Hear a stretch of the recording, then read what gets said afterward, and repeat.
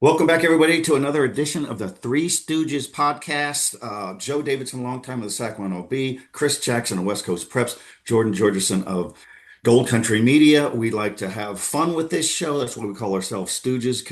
We don't know if we're coming or going, if we've already been there. We bump into each other, we fall down, kind of like the black and white series way back when. Some people go, "What are the Stooges?" Well, we're Stooges, but we also like to touch on interesting, sometimes concerning topics. And today we're going to talk about how one team did not show up to play another team, two in the Sacramento region, and why.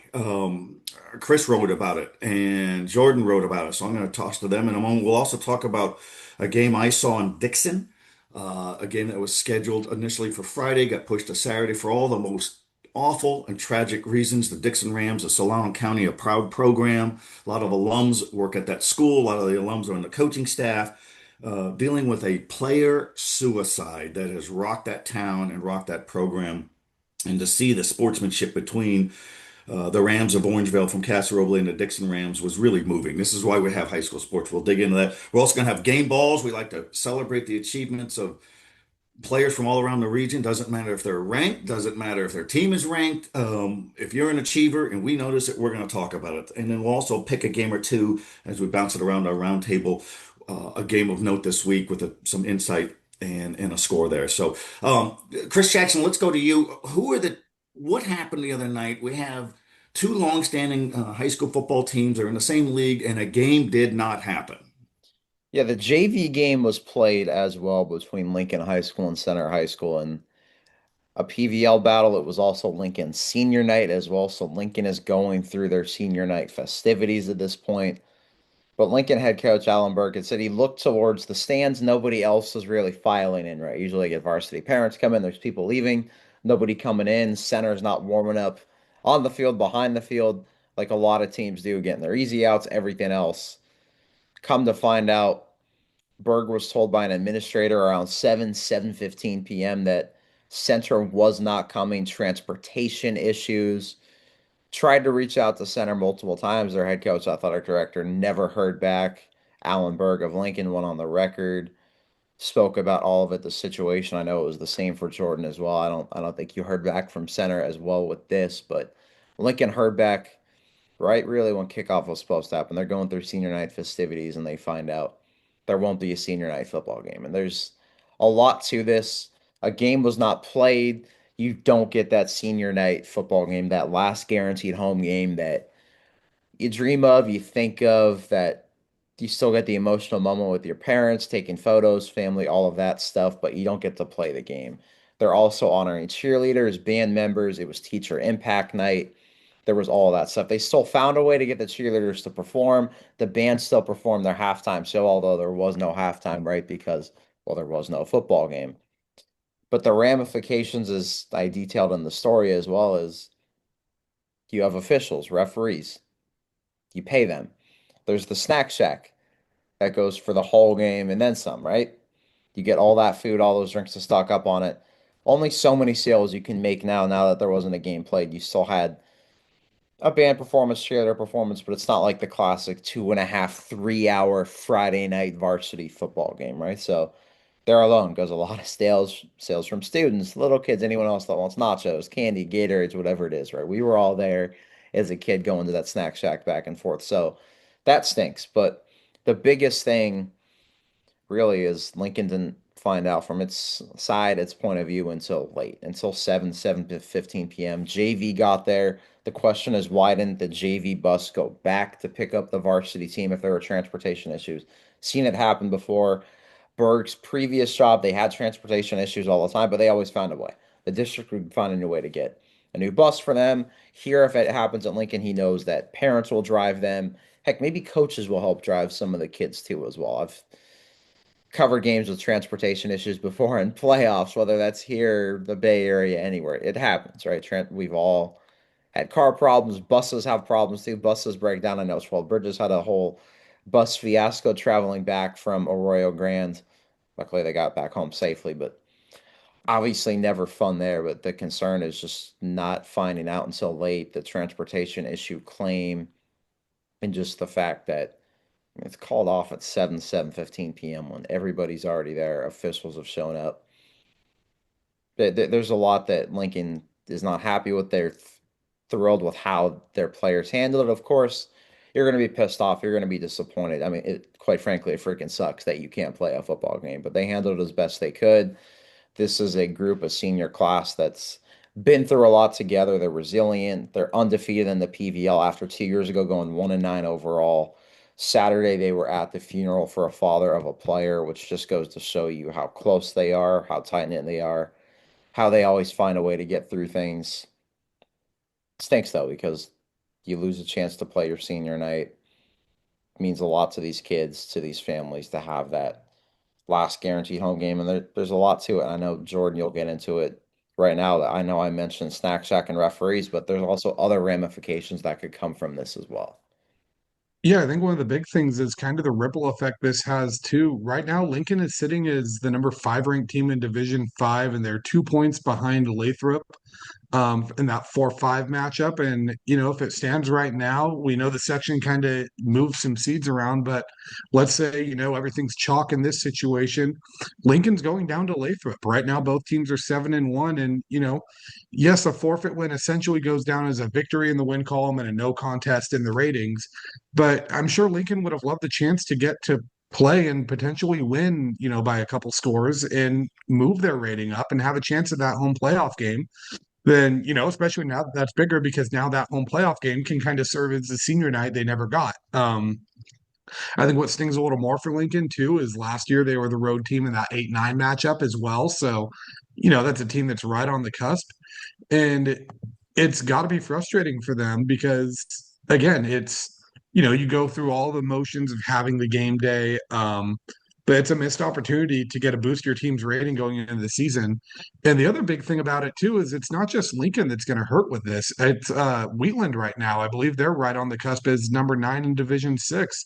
They're scheduled to play center this week. Let's say that game doesn't happen, or even if it does happen, Wheatland still probably could have used Lincoln's rating to be boosted because Lincoln beat them a few weeks ago.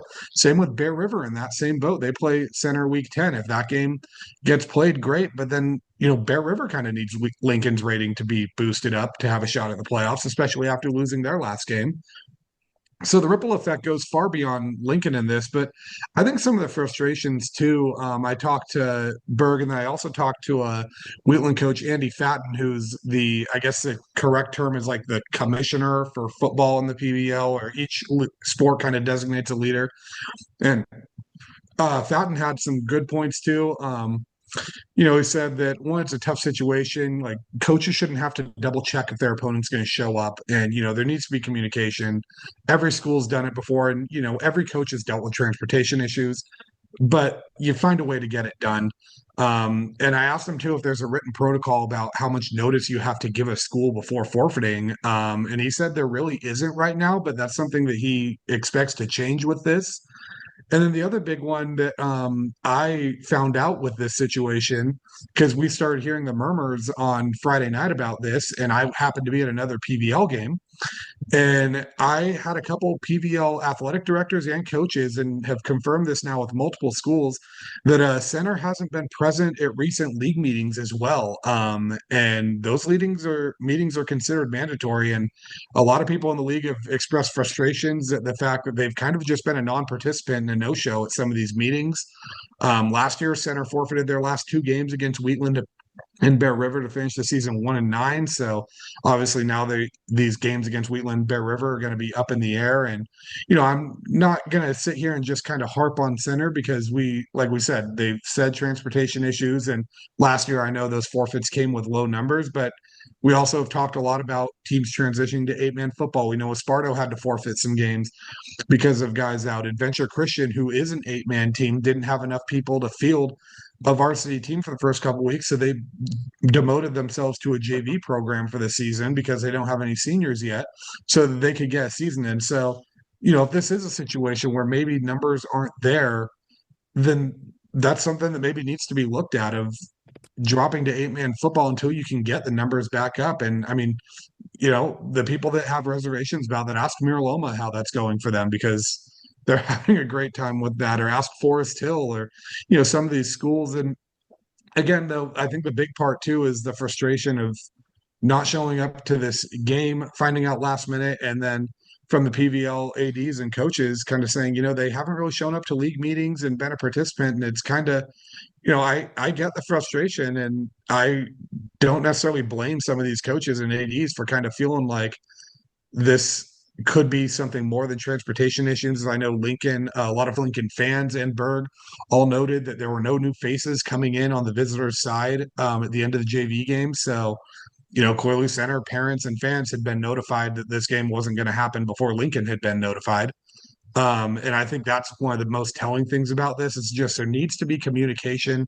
If it is a numbers thing, just say that it's a numbers thing, but don't wait until the last minute to forfeit this game.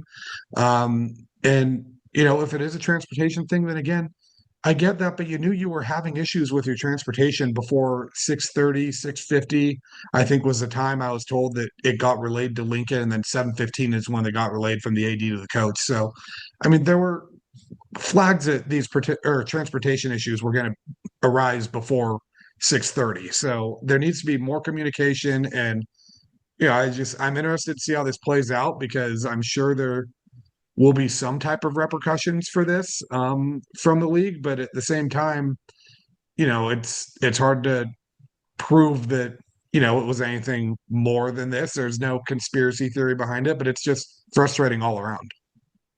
That's good stuff. And people who are more curious about this, Jordan's got a story that posted this morning on Gold Country Media with all that insight, and same with Chris Jackson, West Coast Preps. This is unacceptable. Degal Jabali, I've known him for years. He was a terrific multi-sport athlete at center. He's an alum of the school. He's an all-time great there from the late 80s. He's an excellent football coach. He's had some excellent football teams. He's a long time coach. As recently as 2019, they were loaded 12-1. And then 2022, they had a playoff team. 2023, they had a playoff team. 2024, as Jordan alluded to, a struggled season, 1-9 overall, had some forfeits there, and 3-4 this season. So it's not dead in the water. These coaches are in a fraternity. They talk. Usually, you cannot have last minute cancellations like this. It's a senior night, as you two guys have laid out. What a bummer. What a bummer. What a waste of time. And if somebody was wondering, well, the CIF needs to drop the hammer. This is not a CIF issue. If this was a playoff game, then it's a CIF issue, and there could be consequences and sanctions. But this is a league issue, a school issue. And as you guys both brought up, what about Wheeling? Wheeling needs this game. And if anybody thinks that, it's too much emphasis, it's just a high school game. Yeah, but for the high school coaches and the community and the school and the campus, it's their everything, and a senior night. Let's talk a little bit about for a second before as we close this out. McClatchy of the Metro League let Grant know, let the powerhouse Grant Pacers know 2 years in a row, months in advance, that they would not play Grant in a Metro League game. They were accepting a forfeit when the schedule was released in January, allowing Grant a chance to schedule somebody else. McClatchy did that because the Lions didn't feel that their team was ready to take on a powerhouse like Grant. We may not agree with it, but at least is a huge head start. Remember last season when Davis, the Blue Devils of Yolo County, forfeited against Folsom. At least that was an unpopular decision, but at least it was done on a Monday, and Folsom wasn't able to get anybody, but it didn't happen on game day. That's how you do it. It's really unfortunate, but good segment there, you guys. And I was in Dixon the other day, kind of a full circle moment for me when I got my start in journalism. It was at the Davis Enterprise 40 years ago when you guys weren't even around, and I was just a pup, and Dixon was my beat. It's a special town, special school, hasn't changed, but they have endured some tough times. Any school that loses a student to suicide, it's a terrible thing for a community and for a school. And that's what happened with a junior varsity player recently. He took his life by suicide. We've been reporting on this at the Sacramento Bee. These are awful stories to report. I went out there the other day for this rescheduled game, Golden Empire League game between the Casa Roble Rams and the Dixon Rams. The coaches are very good friends. I saw them have an emotional embrace before the game, and then after the game to the point where they were shaking with so much emotion. And that's Chris Horner of Casa Roble and West Bagini of Dixon. Casa Roble won the game 42-14, not important, but there was a measure of victory for the Dixon Rams for competing. And I just thought the way that both teams handled it was class act, tough situation. Chris Horner could relate to this. He had a player last season, a beloved senior figure on campus, Julian Snyder. He died in a car accident on his way to go pick up his kid brother, and that was a week after the season. And football helps heal. They use this football stadium on their Orangevale campus to get everybody together, have a vigil. Dixon did that, not so much at the game the other day, guys, excuse me, but they did it in a candlelight vigil in the gym. And kudos for those guys for playing, for soldiering through this. This is not easy. I'm going to talk to you real quick, Chris Jackson. You know Chris Horner. This is a guy who cares, and it showed in this example because these things are tough. And then we'll toss over to you, Jordan. There was a player, Ronnie Andrews of Del Oro, some 10 years ago, shortly after the Del Oro Golden Eagles of Placer County won a state championship. He was killed in a car accident. That just rocks a community. And so we could all relate to you. But Chris Jackson, quick thoughts on that. It shows this is more than just a game, right? Sports are far more than just what goes on for 2 to 3 hours on a football field every Friday night, or in this case, a Saturday afternoon. This is why we were taught as well in journalism school. You cover every single game, every single event like it's a Super Bowl because to somebody it is. And this was a Super Bowl of emotions, right? Of people coming together. This is what it is. They came together as champions of people, as human beings, as leaders to celebrate a kid who unfortunately and tragically took his own life. And there's nothing worse to hear about than a child, a teenager passing away. That's never supposed to happen. Kudos to everybody for coming together. And we all know Chris Horner. That's a man that wears his emotions on his sleeves and really cares about every single kid he comes in contact with. And that's not just an Orangevale, but that spans the Dixon, right? That knowing Horner probably spans the Fairfield to San Francisco, everywhere else. I always tell people I aspire to be like Chris Horner, just kind of the way he cares about everybody, the way he is, how genuine he is with his emotions, and it shows here, right? Him and Coach West at Dixon doing a great job to honor the life and the legacy of a kid who obviously meant so much to a lot of people. And I hope the kid's looking down and seeing how much he means to not just people at Dixon, but people everywhere, right? The story of someone that was incredible from every single account of everyone you can talk to of a kid that was just, right, something else. And kudos to Dixon for playing, right? They would have every single reason to not play this game, not go through with it, and they still played. They adjusted the time Saturday, played this game. Was it a win on the scoreboard? No, but that pales in comparison. They played a game not long after one of their teammates took his own life. And I remember my senior year in high school, our basketball team, friend of everyone's, passed away just hours before that game. They found out right then and there, probably an hour before tip off, and still played, right? It wasn't a good game. It wasn't close.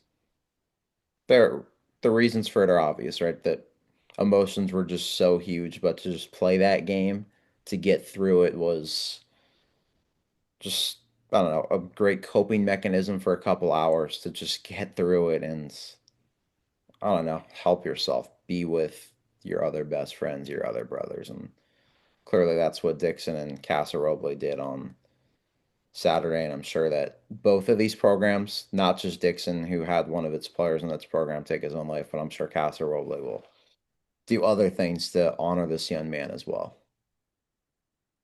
Yeah, it's one of those things too where sports heal. And I know a lot of times to the outside eye, people are like, how do you go on and play a game or something like this when this is going on? And I think too, a lot of the coaches, a lot of the players, they know, they know their teammates and they want to, I think they know their teammates would want them to live their lives and, do what they love in a way to honor their teammate too by doing what they love. And, it's a horrible situation. I mean, mental health is no joke. I've lost friends to suicide myself. I remember the Ronnie Andrews situation where he passed away in a car accident, and he was seeing how Del Oro kind of rallied as a community behind that and his family. I mean, Ronnie, I remember he was a junior or he was a freshman my junior year on campus, or maybe my senior year.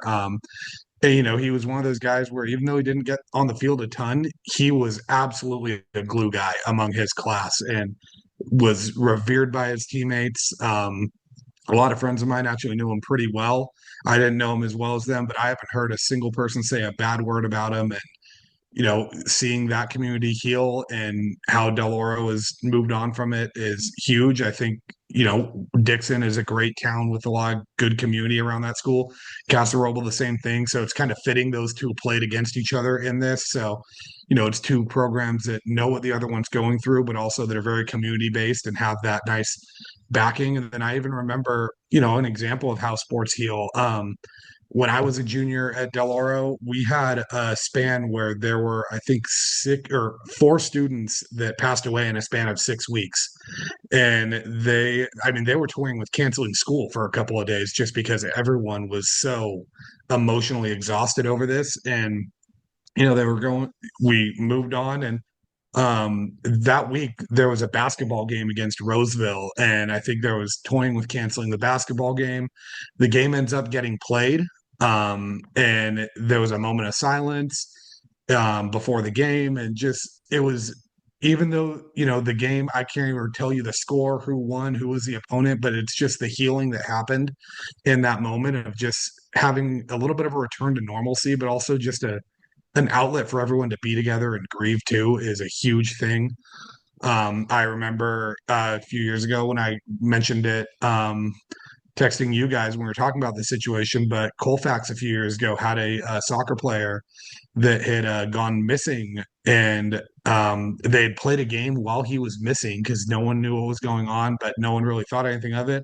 They had found him, passed away the next day, and they played in their next game from it. And it was a very emotional game, but the coach kind of brought the team together and said, if we don't want to play this game, we won't. The team unanimously voted to play that game. They knew it's what their teammate would have wanted. So it's cool to see these communities rallying together. It's sad that it takes a horrible situation like this. But this is also a reminder too that, I mean, check on your teammates, check on your friends. You never know what someone else is going through. Like I said, I've lost friends to mental health things, and there's times where I beat myself up over it, thinking, what if I had reached out more? What if I had done this? So, a reality is, one, you can never know if your voice, would have changed things, but at the same time, maybe it can. And use it moving forward to where, check on your friends, check on them. If something doesn't seem right, maybe it's not right. And, those of you that are struggling with stuff, it's not weak to go ask for help and, confide in a friend or family member, whatever you need to do. But I mean, it's just sad to see, people going that route, especially at such a young age when there's so much life to live. I mean, 15, 16 is far too young. No, that's great job, guys. And I remember doing that story on Ronnie Andrews just shortly after Del Oro won that state championship, and talking to Coach Casey Taylor down up at Oak Ridge. And that's exactly what he said, Jordan. He goes, this guy was a glue guy, and they feel it. And here's a school in Loomis that celebrates big achievements, and they grieve. And Dixon did the same thing. As I mentioned earlier, there was a candlelight vigil last Tuesday. They were going to do it on the football field, but it was raining, so they packed the gym, overflowing with community, students, faculty. Everybody had a candle. Everybody had thoughts. Most everybody knew everybody, knows everybody in the school. That's small, is only about 900 students. It's. I remember talking to Terry Logue. Terry Logue called me, the great Bear River coach from yesteryear, some 10 years ago, and he called and he goes, we have a horrible tragedy here. We have one of our players who uh, took his life by suicide, and we don't know. And this was a tough coach who was breaking down, and so it coaches feel responsible. They say the same thing you did, Jordan. You got to check on your own. We have to, yes, these are tough kids, football players, but they're vulnerable. They're teenagers, and when 10 years ago, um, 10 years ago this fall, JJ Clavo, a beloved campus figure and a football player for the Grant Pacers, before a playoff game, a home playoff game. And he goes downtown with a couple of his players, downtown Del Paso Heights area, to go get food. He was kind of a leader. And okay, and they go down, and some guy, a loser with a gun, a nobody with a gun, walked right up to him, was not gang related, and just started firing. And they hustled that. They drove the car back, pulling JJ out of the driver's seat as he's dying, and they went back to Grant because that was their safe haven, and he died in the arms of Mike Albergini, the famed coach. And of all ironies, Jordan, I was driving up to a Del Oro playoff game. This is 2015. That was their state championship season. And Mike Albergini calls me, and he doesn't normally call that late in a game. And he said, I'm probably going to lose my job talking to you, but we got to get the word out. We had a player death and on and on and on. He didn't lose his job, certainly, but that's how emotional and raw he was. It impacts communities. And this is where football is binded. As moving of a scene as I've ever seen in my career in media was when Grant rescheduled that game, I think for a Monday night, a playoff game.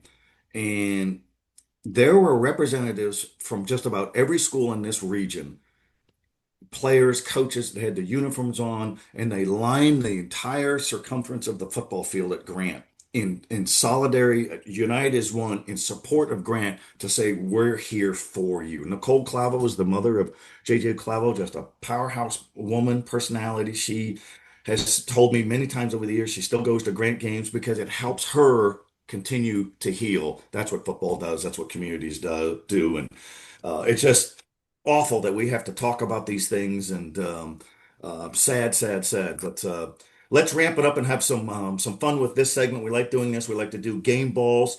Back to you, Chris Jackson. You have a game ball. Size it up. Give us a big one. You're leading off on this one. Let's go back to Oakdale. It seems like we can just, I'm not even going to say pencil them. Let's just Sharpie him in every week. Wes Burford of Oakdale. And here's why. Cam Scatterbo, we see him going crazy with the New York Giants in the NFL after great times at Rio Linda, where he won a state title, Sacramento State, Arizona State, playoff runs everywhere. And now Wes Burford just broke Cam Scatterbo's Sac Joaquin section all-time career rushing mark after yet another 290-yard day. He's got 5 games of 200-plus yards this year, a couple of 300-plus. Career rushing number, 6,453 rushing yards in his time at Oakdale. The Corral, that is the place to be. And when you've got someone like Wes Burford, that is really the place to be. There are not enough places, I should say, that are as cool as the Corral on a Friday night. And if you haven't yet, Wes Burford's worth the price of admission, and let's multiply that by 6,453. Well, that's really good. Before I throw it to you, Jordan, he broke the all-time career rushing records, as you mentioned, of Cameron Scatterbo of Rio Linda. I saw this kid play. I saw him in a state championship as a junior, 2018. It was a home game against a team from Southern California. He had 348 yards. He was stiff-arming guys. I was just like, this guy can play. And he reminded me, Cam Scatterbo reminded me so much of Ontario Smith, whose rushing records that he broke. And Ontario Smith is an all-time great for the Grant Pacers in 1997-98, 3-year starter. And he ran with ferocity and speed and determination. Just a gritty, tough guy. Played in the NFL, played for the Oregon Ducks. Has a son, Ontario Smith Jr., who's at Sacramento State as a receiver. So Wes Burford is to be applauded here. What he did is he just eclipsed 2 all-time greats, which makes him an all-time great. I think they are Division III. Yes. Give me a nod if that's right. And so if we have a chance to see him in the playoffs, go see greatness, because it's still okay to run the ball in high school football. Jordan, give us a game ball. Well, speaking of running the ball, those that like running the ball are going to love this, especially those who love a good Iron Man story. Mine goes to senior Grayson Howard of Colfax in the River Bowl Friday night. I mean, first I got to set the stage. One, I don't think there's many greater high school football rivalries than the River Bowl. Played on a grass field like it's meant to be played. I was telling someone that it was so refreshing to go edit my pictures and see muddy jerseys at the end of a game. I mean, that's what you think of when you think small town football. Grayson Howard, a senior for Colfax High School, just took this game over in the second half. Colfax was 2-5 going into this and really clinging to a bowl game hope. They were trailing 28-14 at halftime. Bear River gets the ball to start second half. Looks like this game's about to be out of reach. All of a sudden, great Falcons end up, penalties move Bear River behind sticks. Falcons force a punt. Grayson Howard comes flying in, blocks a punt, ends up scoring 2 plays later. Then a little bit after that, Falcons force another bad punt this time. Howard goes for a 30-yard touchdown run. Then he goes and gets a sack that really kind of seals a drive. Then he gets a 34-yard touchdown run, still the third quarter, and he's got his third touchdown of the game already. Ended up, I believe he forced a fumble too that resulted in points for Bear River. He finishes this game with 20 carries, 175 yards or 179 yards. I actually had him down at 184. So Max Preps and me are a little bit off, but I didn't get into journalism because I'm good at math. So we'll call it 184, give him the benefit of it there. But I've never seen a kid take over a game like this just in the span of a quarter. I talked to him after the game too, and this is what I love about it is he said, Bear River last year beat him, and I think it was the first time in 7 years that Bear River had won the River Bowl, and he told me that he took it personally, and he said it for the most part, it actually kind of just pissed him off for an entire year until he came into this game and led this comeback.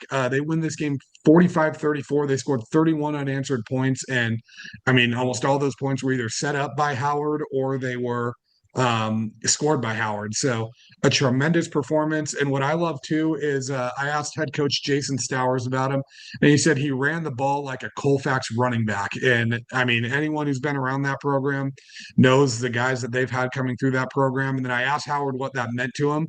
And this is why you got to love small town football. He said, hearing that means everything to me because I've always grown up dreaming of being the starting running back here at Colfax.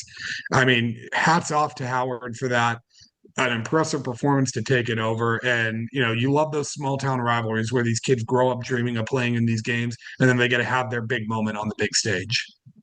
Well said. And not only do we hand out game balls, we give insight on who these guys are and grass fields and West Burford and the Corral. And also for Colfax in that game, the receiver, Josiah Rubio, had a big game. And so it's good to see. We're going to give a little tease here. Next week, we're going to talk about whatever happened to the rivalry games.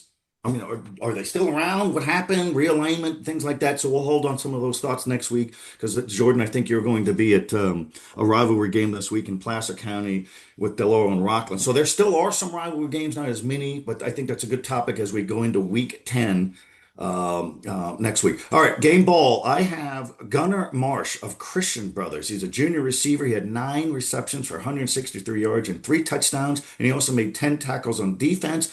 50-49 win over Bella Vista. The big bonus for the Falcons of Christian Brothers, it was their first victory of the season. It's been a long, tough, hard season for that proud program. They are now 1-8 overall and 1-4 in the Capital Valley Conference. So kudos to the junior receiver, 163 yards and 3 touchdowns. Christian Brothers was looking at a winless season. They kept at it, and we applaud teams that keep at it.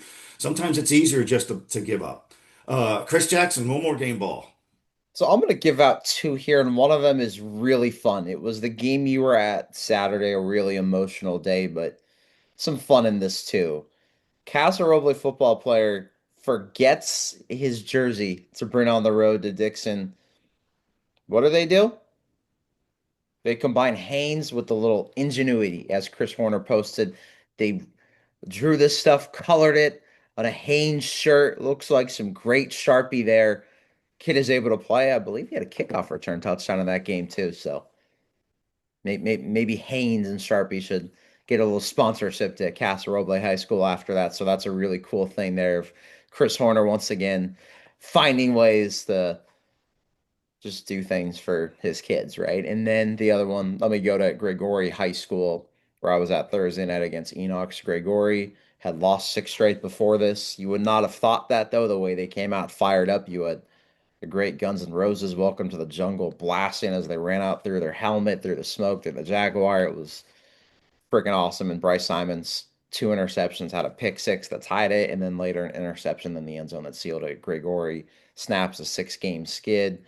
Looks like this will also clinch a bowl game spot as well for Gregory. And yes, we talked about bowl games last week, our thoughts on it, whether we liked it, didn't like it, but here's a positive from it is now Gregory still has belief in October that I can play November football. And Bryce Simons, one of those leaders, two interceptions in the big game that likely just sealed their postseason fate, and they'll be practicing in November. No, it's really good. I have a defender, Micah Eaves of Rio Marcano, the Raiders of Sacramento. The junior linebacker had 11 tackles, two and a half for loss, and he had one and a half sacks in a 28-14 Rio Marcano victory over Ponderosa. The Raiders are now 3-1 in the Capital Valley Conference, and they take on Indercombe. If they could upset Indercombe, they are in the league championship race. It's a great job by Bob Gazanfari and his staff. Gazanfari, longtime area coach, a relatively new head coach. I think the last couple of years is not what he ever wanted to do. He liked being the assistant coach. We've always said this. The best job in coaching is the assistant coach, but he's doing great work. So kudos to Micah Eaves. And we will acknowledge the defensive guys around here. So kudos to that. All right, Jordan, we're going to go back to you. We're going to pick a game. You're going to pick a game, size it up, and give us a score.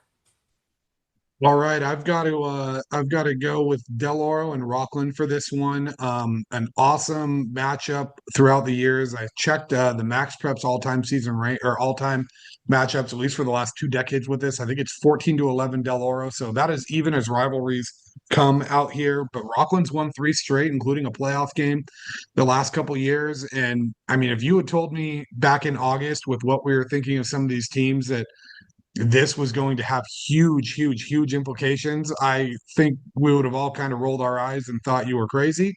But Del Oro has really surprised a lot of people this season. I think that the difference in this right now, Rockland, as good as they look, they've kind of sputtered a little bit at times. And Del Oro just feels like they're starting to kind of march on. Um, They've got the depth they've shown. They lost a few key linemen and a running back, but they just keep finding ways to plug guys in.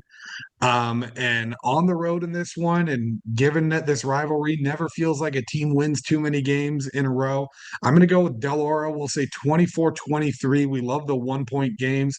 And the Golden Eagles get the Matt Redding Memorial Shield, which is an awesome cause, a fallen Rockland police officer that graduated from Del Oro. So really cool that these two teams come together and memorialize them and play for this game. I've covered some of those games, and that is a moving tribute. It's just fantastic. This is what we're talking about. We'll really talk about it next week. This is where rivalries matter. And Officer Redding is not forgotten, certainly with this game every year. So that's just a really cool deal. And Chris Jackson, I know you got a game. You probably have 10 games. Give us one. Let's go to Rosemont Liberty Ranch. What a story this game is. Rosemont of Sacramento. One win last year, right? We remember them when they had the great Michael Cherry at running back a couple of years ago, playing 12 Bridges in that playoff game on a Thursday night, right? Because I believe it was Veterans Day. I want to say that Friday, so they moved it to Thursday. Well, Rosemont football, you could say, is back.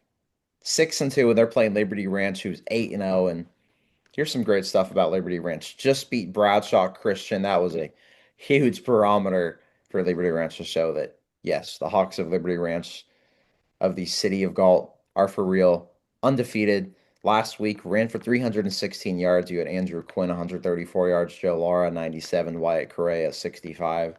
All are above 800 rushing yards this year. Correa and Quinn also had 3 tackles for loss defensively in that Bradshaw Christian game. So, Ironman, two-way stars.